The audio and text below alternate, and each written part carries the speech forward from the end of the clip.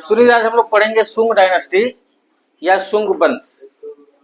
ठीक है, तो आपको बताया गया होगा पिछले क्लास में कि सुंग डायनेस्टी या सुंग वंश की स्थापना की गई पुष्यमित्र शुंग के द्वारा।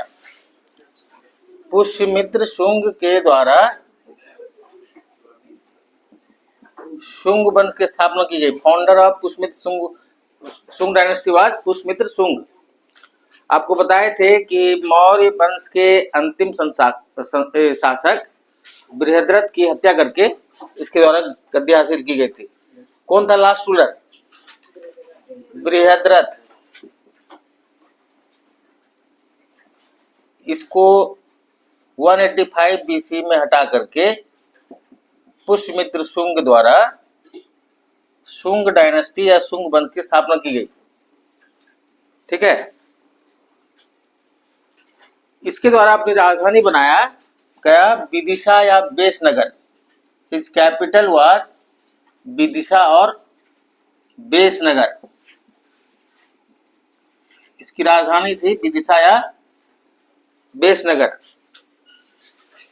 इसके द्वारा 2 अश्वमेध यज्ञ किए गए। इसके द्वारा 2 अश्वमेध यज्ञ किए गए। ही परफॉर्म्ड 2 अश्वमेध यज्ञ। हो गया? कहाँ गया पूछने वाला जी? हो गया?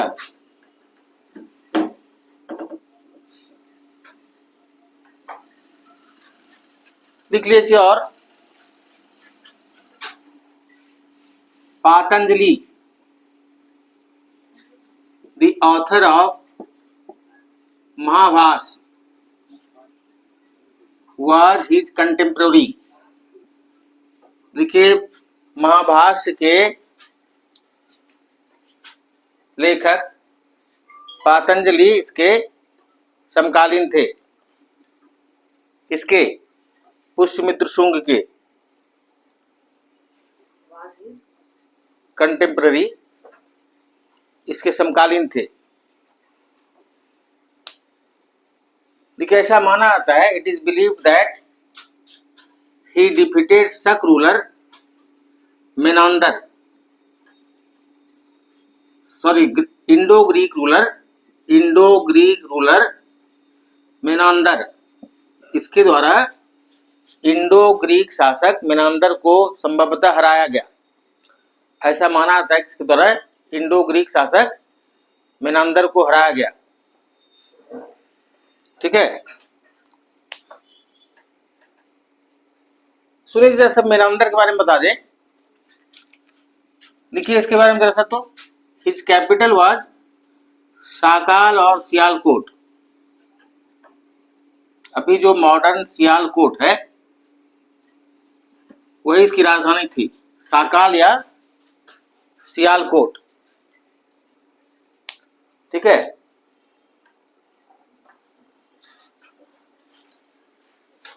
सुनिए क्या मामला क्या था कि ये अपने आप को फिलोसफर किंग बताता था। कौन?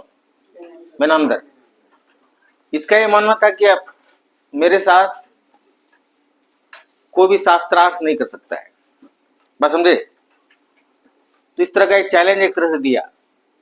तो बहुत सारे बुद्धिस्ट मॉन्क जो है उनको पता चला, मतलब बौद्ध भिक्षुओं को, कैसे ऐसे ये बकवास कर रहा है। देखो, किसी छोटे भिक्षु को भेजा गया, उनका नाम था नागसेन। बात समझे? इनसे शास्त्रार्थ करने, समझ गए? तो ये जब गए शास्त्रार्थ करने तो इनसे मिलने आया ये। कौन? मेनांदर। क्योंकि हमारे यहाँ परंपरा थी उस समय कि सन्यासी जो है किसी शासक के पास नहीं जाएगा, बल्कि शासक उसके पास जाएगा। तो ये गया थी किसके साथ मिलने? नागसेन के साथ मिलने। नागसेन कौन था? बौद्ध भिक्षु। तो ये पहुंचते ही पूछा नागसेन से कि आपका क्या नाम है? तो बोला मेरे माता पिता हमको नागसेन कहते हैं। तो बोला कि नागसेन कौन है, ये हाथ, ये पैर, ये सर, बात समझे। तो नागसेन को समझ में आ गया कि ये आदमी है टेढ़ा टाइप का ही। तो इसको जवाब भी उसी तरह देना चाहिए था। तो पूछा, राजन आप इस गर्मी में आए पैदल, बहुत कष्ट हुआ होगा। बोला, हम पैदल कैसे आ सकते हैं, हम तो रथ से आए हैं। बोला, रथ क्या है राजन, घोड़ा। बोला नहीं। बोला, फिर उसका चाबुक होगा रथ। बोला नहीं। तो बोला, ऐसे है चक्का रथ फलाना चलना। तो समझ में आ गया इसको। अच्छा अच्छा। बोला, जिस तरह की आपका अलग अलग हिस्सा रथ नहीं है, उसी तरह हम जो है नाम और रूप से बने हैं। और हमको माता पिता द्वारा नागसेन नाम दिया गया। उसके बाद बहुत शास्त्रार्थ चला। फाइनली मैंने अंदर जो है वो बौद्ध धर्म अपना लिया और इनका शिष्य बन गया। किनका? नागसेन। तो इन दोनों के संवाद को एक पुस्तक के रूप में संग्रहित किया गया है। किन दोनों के संवाद को? नागसेन और मेनांदर के संवाद को एक पुस्तक के रूप में संग्रहित किया गया है। उसका नाम है मिलिंद पन्हो। क्या नाम है? मिलिंद पन्हो। मिलिंद। अब ये आप पूछिएगा नहीं कि इसके लेखक कौन है, पूछिएगा क्या? नहीं। क्योंकि हम आपको क्या बताएं कि इन दोनों का जो डिस्कशन था उसको इसमें कंपाइल किया गया। बात समझ में आ गई? तो ये पुस्तक लिखी गई किसी के द्वारा नहीं, बल्कि ये मिलिंद पन्हो, ठीक है।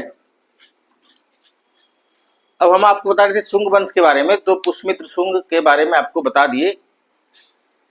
और ऐसा हम लोग मानते हैं कि शुंग वंश के समय में ही स्तूप बनाने में पत्थरों का प्रयोग प्रारंभ हुआ। लिखिए, शुंग वंश के काल में स्तूप बनाने में पत्थरों का प्रयोग प्रारंभ किया गया। लिखिए, ड्यूरिंग शुंग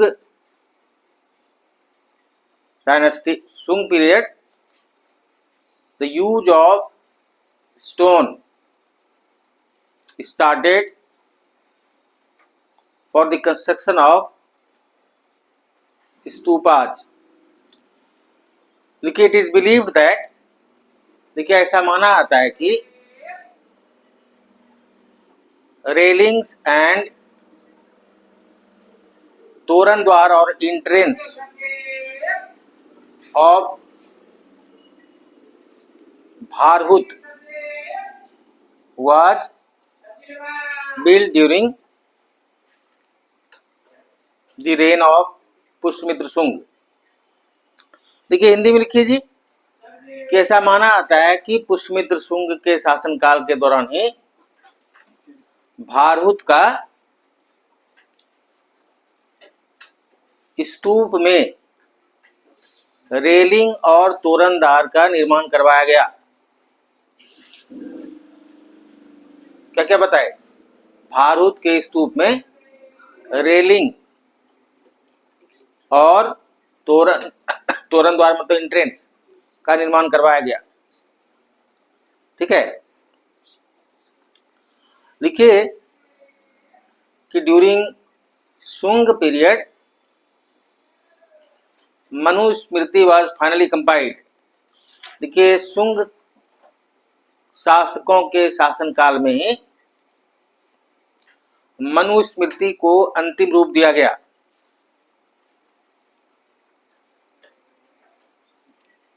लिखिए, हो गया। लिखिए, one of the greatest ruler of Shunga dynasty was Kashiputra Bhagabhadra. देखिए, शुंग वंश के एक महान शासक हुए काशीपुत्र भागभद्र। शुंग वंश के एक महान शासक हुए काशीपुत्र भागभद्र। देखिए कि इन्हीं के शासनकाल में ग्रीक शासक एंटिलकीदास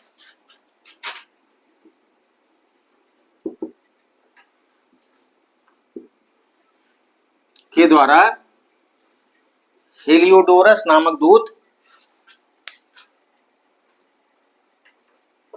इनके काशीपुत्र भागभद्र के दरबार में भेजा गया। देखिए, during his reign Greek ruler Antialcidas Saint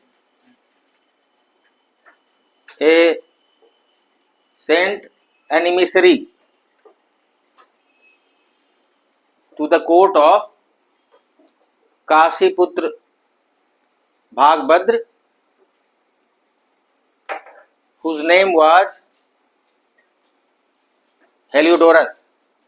देखिए, इन्हीं के शासन काल के दौरान ग्रीक शासक एंटिलकीदास के द्वारा काशीपुत्र भागभद्र के दरबार में हेलियोडोरस नामक दूत भेजा गया। देखिए कि हेलियोडोरस इरेक्टेड गरुड़ ध्वज एट विदिशा और बेसनगर। हेलियोडोरस के द्वारा विदिशा या बेसनगर में गरुड़ ध्वज का निर्माण करवाया गया। In which he claims that who claims Heliodorus in which he claims that he was a resident of Taxila and he was a Bhagavat.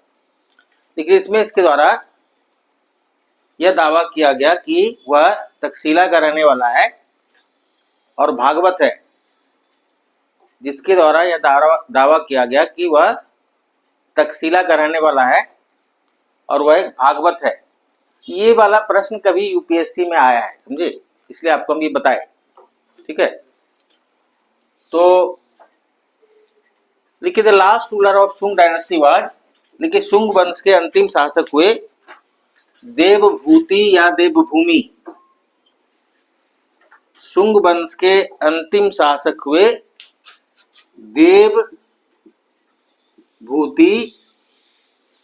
या देवभूमि।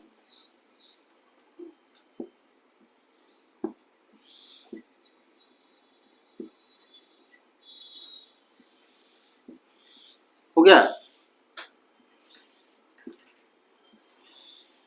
लेकिन 75 बीसी, देखिए 75 बीसी में इन्हें हटाकर वसुदेव कन्न द्वारा कण्व वंश की स्थापना की गई। लेकिन 75 BC Vasudeva Kanva dethroned him and founded Kanva dynasty. तो कण्व डायनेस्टी का देखिए जी संस्थापक कौन हुआ? वसुदेव कण्व। ठीक है, वसुदेव कण्व, ये कण्व वंश का संस्थापक हुआ। देखिए, कण्व वंश का शासनकाल 75 बीसी से 30 बीसी के बीच रहा।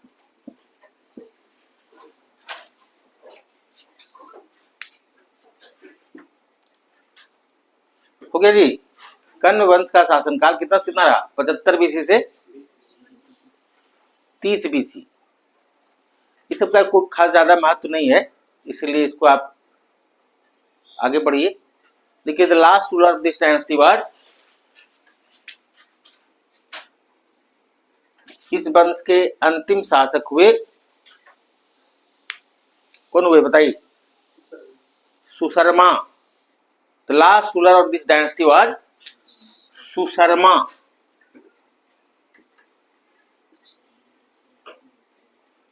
हो गया जी, सुशर्मा। देखिए, who was dethroned by Simuk and who founded Satavahana dynasty. देखिए, इसे सुशर्मा को 30 बीसी में सिमुक द्वारा हटाकर सुशर्मा को 30 BC में मतलब 30 ईसा पूर्व में सिमुक द्वारा हटाकर सातवाहन वंश की स्थापना की गई। हो गया। अब लिखिए जी सातवाहन डायनेस्टी, सातवाहन वंश की स्थापना की गई।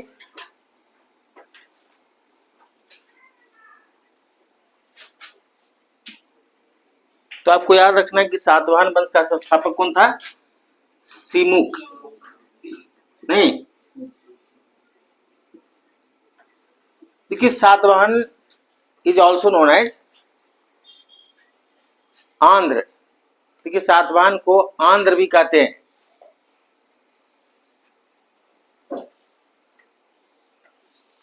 देखिए in Yajurveda Satavahana has been mentioned as Andhra. देखिए कि यजुर्वेद में सातवाहन को का उल्लेख आंध्र के रूप में है। यजुर्वेद में सातवाहन का उल्लेख आंध्र के रूप में है। नहीं,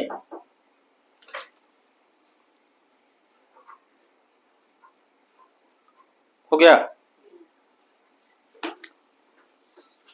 लिखिए कि Satavahanas have also been mentioned in Matsya Purana and Vayu Purana. देखिए सातवाहन का उल्लेख मत्स्य पुराण और वायु पुराण में भी है।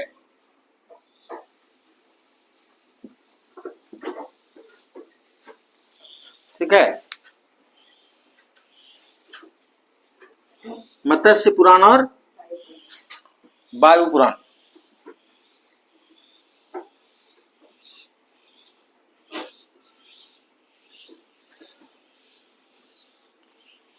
हो गया मत्स्य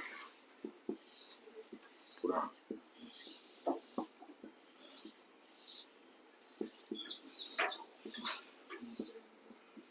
ठीक है, अब देखिए क्या है कि सातवाहन का उल्लेख इन दोनों में भी है, इसको ध्यान रखना है। देखिए the capital of Satavahanas was Paithan और प्रतिष्ठान। सातवाहन की राजधानी पैठान या प्रतिष्ठान थी। पैठान या प्रतिष्ठान, जो गोदावरी नदी के किनारे था। किस नदी के किनारे? गोदावरी नदी। ठीक है,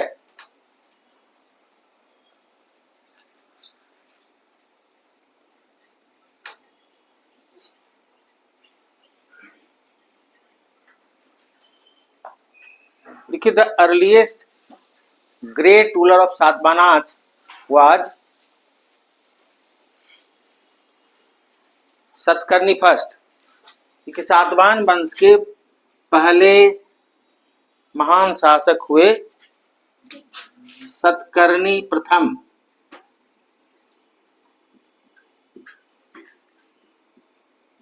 देखिए ही टुक द टाइटल ऑफ दक्षिणापथपति। इसके द्वारा दक्षिणापथपति की उपाधि ली गई।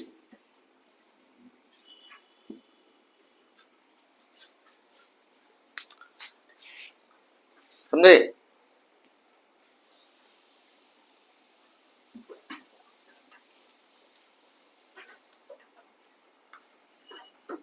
सतकर्णी प्रथम के मृत्यु के समय इनका दो पुत्र था, यज्ञश्री और वेदश्री, सॉरी यज्ञश्री और शक्तिश्री। समझे?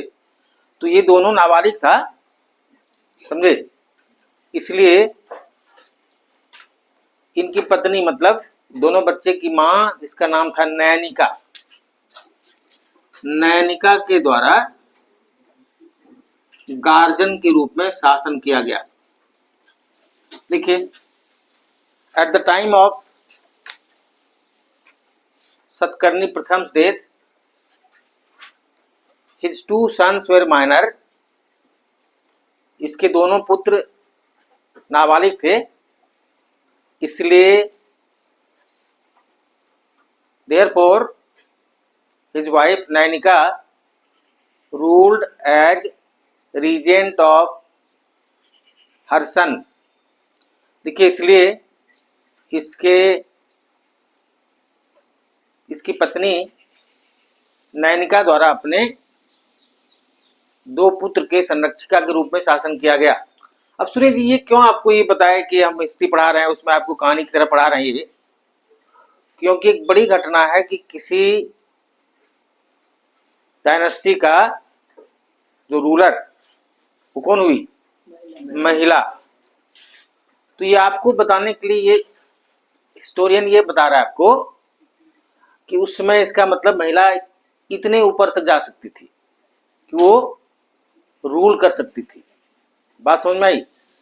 देखिए कि नैनिका का एक नाना घाट अभिलेख है। देखिए, Nana Ghat inscription is related to Nainika. Nana Ghat अभिलेख ये कहां पर है? नासिक जिले में है। नैनिका से संबंधित ही नाना घाट अभिलेख है। हो गया? अब देखिए, the greatest ruler of Satavahana was Gautami पुत्र सतकर्णी। देखिए, सातवाहन वंश के सबसे महान शासक हुए गौतमी पुत्र सतकर्णी। अब सुनिए जरा जी,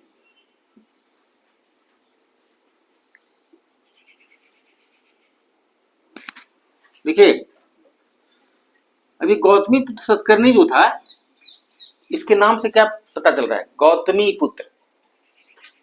गौतम होता है लड़के का नाम, गौतमी होती है लड़की का नाम होता है। तो इसका मतलब ये हुआ कि सातवाहन शासक के द्वारा अपने नाम के साथ अपनी मां का भी नाम जोड़ा जाता था। तो ये भी परीक्षा में आता है प्रश्न कि किस वंश के शासक द्वारा अपने नाम के साथ अपनी मां का नाम जोड़ा जाता है। तो इसको ध्यान रखना है, समझे? गौतमी पुत्र सतकर्णी। बात समझ गए? तो अब इनकी उपलब्धि कुछ कुछ समझ लीजिए जी। देखिए, he defeated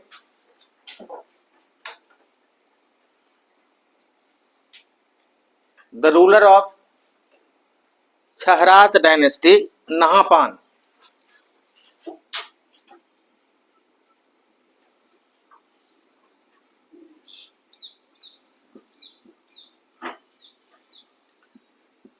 He defeated the Shak ruler of Chhara, Shaka ruler लिखिए, Shaka ruler of Chhara dynasty नहापन।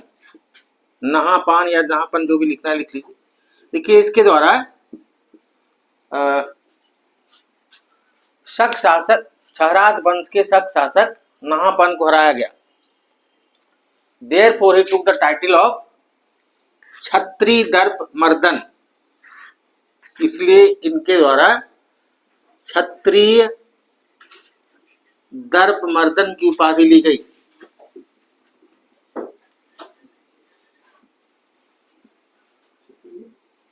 दर्प मर्दन लिख देते हैं हिंदी में, क्षत्रिय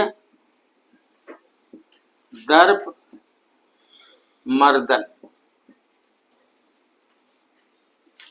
इसका अर्थ हुआ, दर्प मत होता घमंड, मर्दन मतलब तोड़ने वाला, तो मतलब क्षत्रियों का घमंड चूर करने वाला। ठीक है? लेकिन he also took the title of Raja Raj and एक ब्राह्मण। इनके द्वारा राजा राज और एक ब्राह्मण की उपाधि भी ली गई। इनके द्वारा राजा राज और एक ब्राह्मण की भी उपाधि ली गई।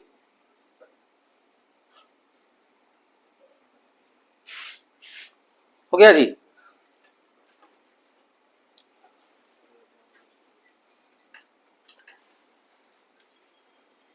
देखिए, वह succeeded by his son Vashishtha पुत्र पौलम्वी। लिखे कि इनके उत्तराधिकारी हुए वशिष्ठ पुत्र पौलम्वी। वशिष्ठ पुत्र पौलम्वी।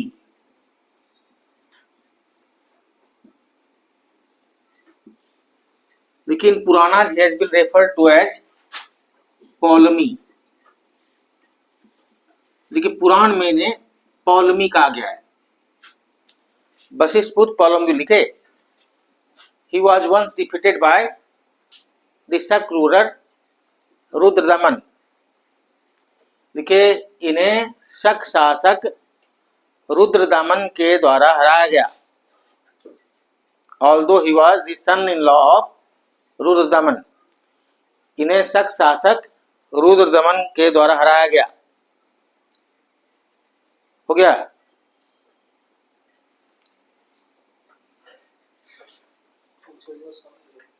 हाँ, तो रुद्रदमन का जूनागढ़ अभिलेख है, ठीक है, जो संस्कृत का प्राचीनतम अभिलेख है।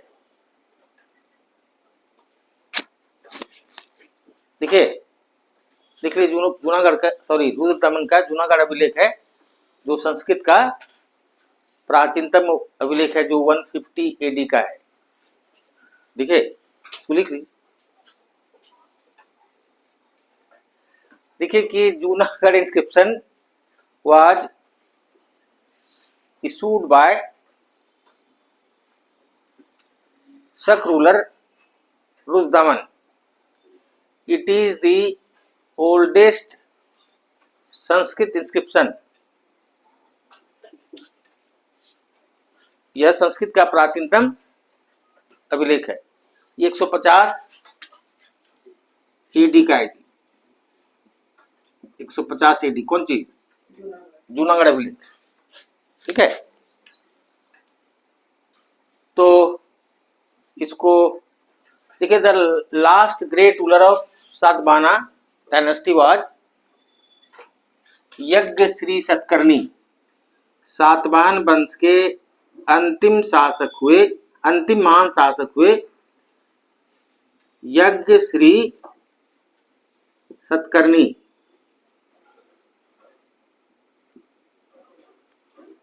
देखिए इनके सिक्कों पर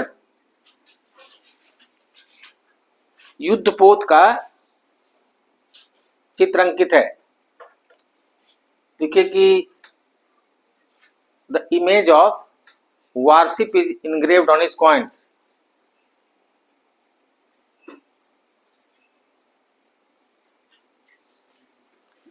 देखिए इनके सिक्कों पर युद्धपोत का चित्र अंकित है, from which it is evident that he had a very strong navy. देखिए जिससे यह पता चलता है कि इनके पास एक मजबूत नौसेना थी।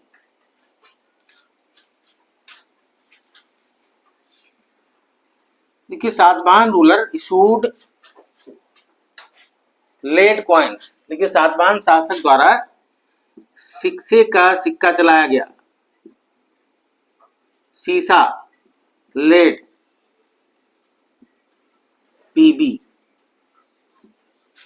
सातवाहन के शासक द्वारा शीशे का सिक्का चलाया गया।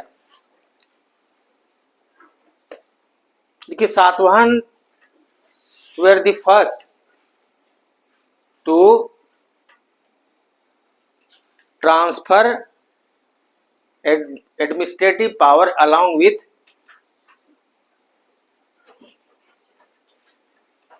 Land grant. देखिए सातवाहन पहले ऐसे शासक थे जिसके द्वारा भूमि अनुदान के साथ साथ प्रशासनिक अधिकार भी स्थानांतरित किए गए। इसको लिख लीजिए जी, लिख लीजिए। हैं क्या हो गया? आपको हम बता रहे थे कि सातवाहन पहले शासक थे, सुनेगा जी, जिसके द्वारा लैंड ग्रांट के साथ साथ, मतलब भूमि अनुदान के साथ साथ प्रशासनिक अधिकार भी हस्तांतरित किए गए। He transferred administrative power along with land ground. अब इसका क्या हिस्टोरिकल सिग्निफिकेंस इसको बताते हैं। इसी से बाद के वर्षों में भारत में फ्यूडलिज्म, सामंतवादी प्रथा विकसित हुआ। जैसे आप मान लीजिए कि लैंड ग्रांट तो पहले चल रहा था, किसी को राजा देता था कि इतना गांव आपका दिए, मतलब उसका मतलब ये हुआ कि केवल उससे उतने गांव से जो लैंड रेवेन्यू आएगा वो उस व्यक्ति का होगा। लेकिन सातवाहन क्या किया कि रेवेन्यू के साथ साथ उस एरिया का एडमिनिस्ट्रेटिव पावर, मतलब उस एरिया में लॉ एंड ऑर्डर मेंटेन करना और जो भी होता है स्टेट का काम, तो ट्रांसफर कर दिया। तो धीरे धीरे इस कारण से ही आगे चल के क्या चीज हुआ, सामंतवादी फ्यूडलिज्म जो सिस्टम है वो विकसित हुआ। इसको ध्यान रखना है, खास करके ऐसे व्यक्ति जो किसी अच्छे एग्जाम की तैयारी कर रहे हैं, लाइक यूपीएससी, और आप में से कोई फ्यूचर में अगर नेट वेट का एग्जाम देंगे, नेट एनईटी, तो उसमें ये सब प्रश्न पूछा जाएगा। खैर, समझ गए जी। तो ये हो गया आपका सातवाहन के बारे में हम लोग, और कुछ कुछ आगे पढ़ेंगे किस संदर्भ में, तो जब हम लोग ये पढ़ेंगे इम्पैक्ट ऑफ फॉरेन इन्वेजन, मतलब विदेशियों का भारत पर आक्रमण का जो प्रभाव हुआ, उस दौरान कुछ कुछ सातवाहन के बारे में और पढ़ेंगे। अभी आप लिखिए जी, इंडो ग्रीक। ये इंडो ग्रीक कौन थे?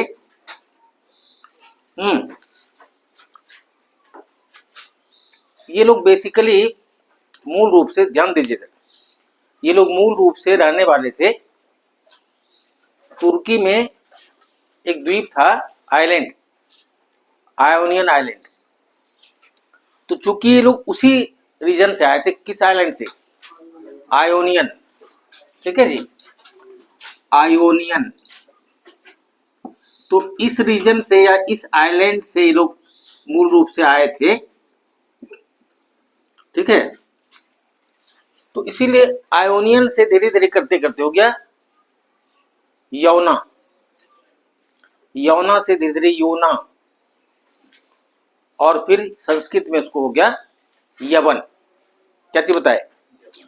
ये आयोनियन ही धीरे धीरे हो गया यौना। इसको हम और डिटेल बता सकते थे, लेकिन नहीं बताया जानबूझ करके कि फालतू का के लिए वो बोझ हो जाएगा। और धीरे धीरे ये हो गया यवन। तो संस्कृत में हम लोग इंडो ग्रीक के लिए यवन शब्द का प्रयोग करते हैं, और बाद में कोई भी फॉरेनर आने लगा तो उसको हम लोग करेंगे यवन, समझे। तब इसके बारे में आप ग्रीक, इंडो ग्रीक जो थे, बहुत सारे शासक भारत आए, उसमें से एक शासक के बारे में आपको हम बताए हैं अभी, मेनांदर, नहीं बताया, जिसकी राजधानी थी साकाल या सियालकोट, नहीं बताए।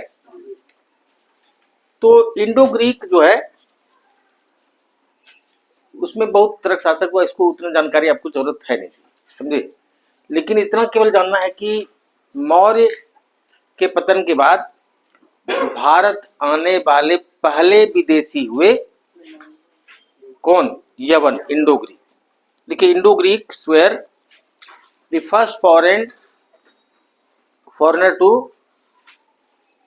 invade India after the fall of, after the decline of Mauryan Empire। Hindi में लिख लीजिए कि इंडो ग्रीक मौर्य वंश के पतन के बाद भारत पर आक्रमण करने वाले पहले विदेशी थे, इसको ध्यान रखना है। और इसे आप लिखिए जी कि इसको, ये आयोनियन द्वीप के रहने वाले थे, उसी से ये बना शब्द यौना, योना, यवन, ठीक है। तो इंडो ग्रीक पर हम लोग ज्यादा और कुछ नहीं जानेंगे, ठीक है। अभी बाद में हम लोग इसको कुछ और देखेंगे। अभी कीजिए शक।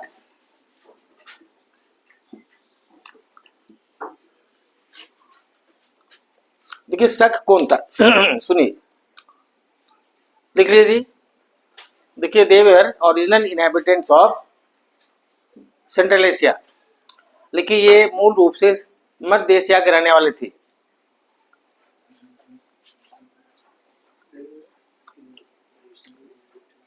देखिए ये मूल रूप से मध्य एशिया के रहने वाले थे, ठीक है। देखिए शक के भारत में पहले संस्थापक हुए, ठीक है। तो फर्स्ट शक ruler India was, yes, founder of शक रूल इंडिया वाज मोगा और म्यूस, मोगा या म्यूस। भारत में शक के पहले संस्थापक हुए मोगा या म्यूस। देखिए ये परीक्षा में आता है, इसको ध्यान रखना है, समझे, ये आता है एग्जाम में। देखिए they had several branches in India. देखिए शक की भारत में कई शाखाएं थी।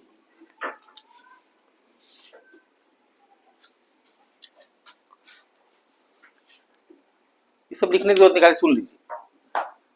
एक ब्रांच जो था वो उत्तरी अफगानिस्तान में शासन कर रहा था। दूसरा ब्रांच पंजाब क्षेत्र में शासन कर रहा था, जिसकी राजधानी थी तक्षशिला।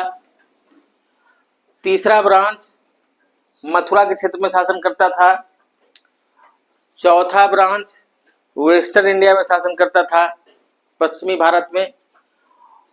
और पांचवा ब्रांच अपर डेक्कन मतलब ऊपरी दक्कन के क्षेत्र में शासन करता था। 5 ब्रांच हो गया। इन लोगों के द्वारा एक सिस्टम शुरू किया गया, इसको हम लोग कहते हैं क्षत्रपी सिस्टम। क्षत्रपी सिस्टम का मतलब क्या हुआ कि जो मिलिट्री जो ऑफिसर था उसको किसी क्षेत्र का बनाना गवर्नर, मतलब सैनिक अधिकारी को ये बनाने लगा गवर्नर वगैरह, तो उसी को कहा गया क्षत्रपी सिस्टम, समझे। अब शक का 2 वंश हुआ। देखिए there were 2 dynasty founded by Shaka rulers. पहला लिखिए जी, देखिए छहरात डायनेस्टी,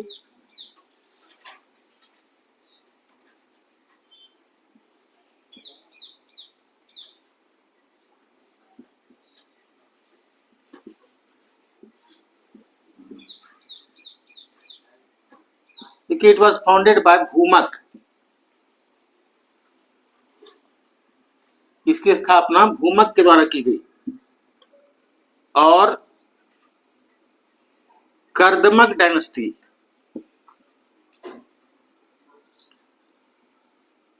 इसकी स्थापना चस्टन के द्वारा की गई। चस्टन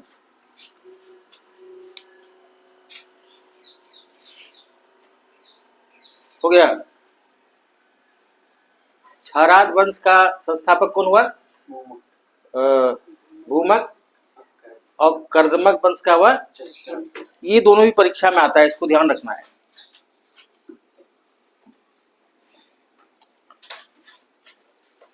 किसी भारतीय शासक के द्वारा एक शक शासक को हराया गया।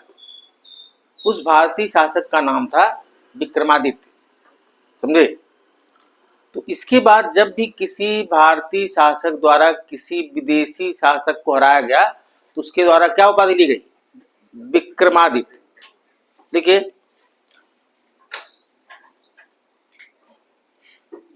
An Indian ruler named Vikramaditya defeated a Shak ruler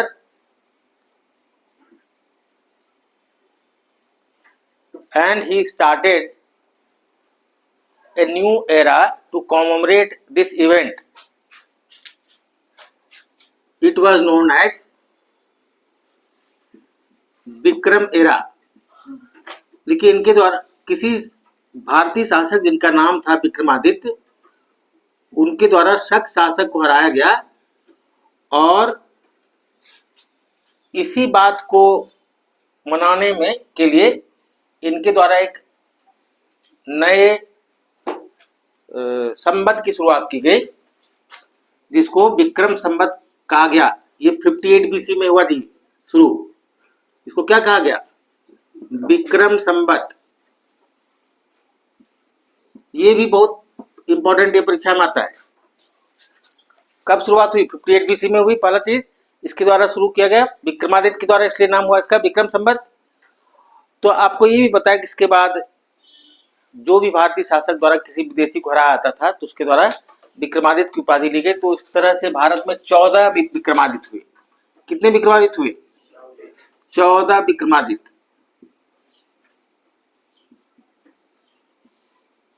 बात समझ में आई? इसको याद रखना है। हो गया जी?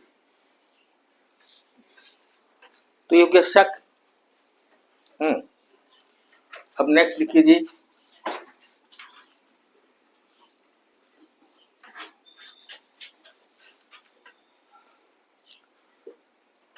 एक है जिसको हम लोग कहते हैं शक पहलव। क्या कहते हैं? शक पहलव। इसको और किसी नाम से जानते हैं? शक पहलव को पार्थियन। लिख लीजिए, शक पहलव, या इसको क्या कहते हैं? पार्थियन।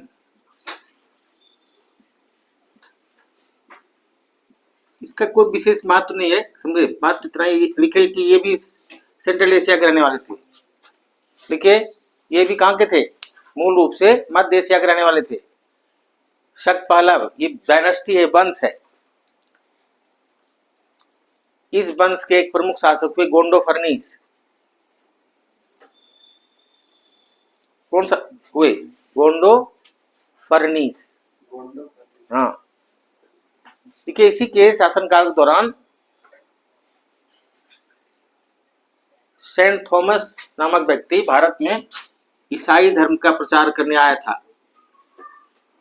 ये इंपॉर्टेंट है। इसी के शासनकाल के दौरान सेंट थॉमस नामक व्यक्ति भारत में क्रिश्चियनिटी, ईसाई धर्म का प्रचार करने आया था। किसके समय में?